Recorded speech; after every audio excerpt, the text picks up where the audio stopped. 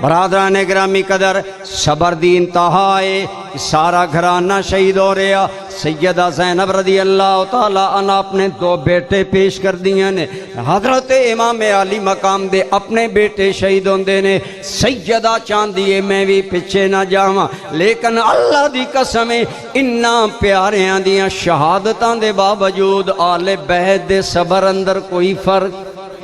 حتیٰ کہ میں کئی مرتبہ عرض کیتا، ایک مرتبہ امام زین العابدین روایت کر دینے کہ میرے ابا جان امام حسین نے جس وقت ویکھیا ایک آپ دا غلام تلوار صاف کر رہے آئے، امام حسین نے وہ شعر پڑھنا شروع کر دیتے جنہ اندر موت دا ذکر ہے، دنیا دی بے ثباتی دا ذکر ہے۔ یعنی امام حسین نے اس طرح دے جدو شعر پڑھے، حضرت سیدہ زینب نے سن لے، آپ اپنے بھائی جان دے کو لائیاں اور کہنیاں اے میرے ویر میں نو سمجھ آ رہی ہے جیڑے تسی شعر پڑھ رہے ہو، ادھا مطلب ہے کہ حسین دے میرے نالو جدا ہون دا ٹائم آ گیا ہے، آپ دی شہادت دا ٹائم آ گیا ہے، اور آپ دے اللہ دی بارگاہ جان دا ٹائم آ گیا ہے۔ خود تسی سوچو اگر بہن محسوس کرے میرا بھائی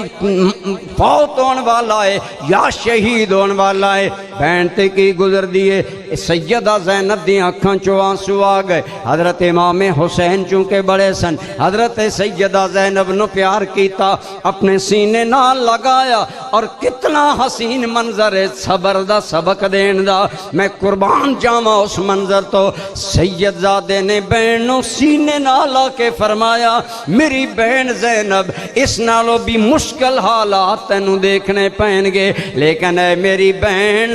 کچھ بھی ہو جاوے اساں صبر دا دامن نہیں چھوڑنا۔ بولو صبر دا دامن۔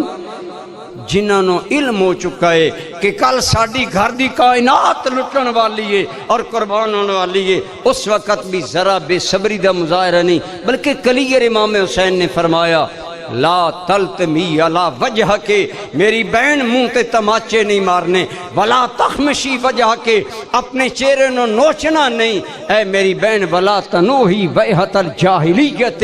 جاہلیت والے بہن نہیں کرنے۔ گویا دسیا اے میری بہن کل جدو میرے لاشے تے تینوں آنا پوے تو اس وقت ماتم نہیں کرنا، منہ تے تماچے نہیں مارنا، واویلا نہیں کرنا، اے میری بہن صبر کرنا ہے جیڑا صبر سانو اماں فاطمہ الزہرا تو نصیب ہویا ہے۔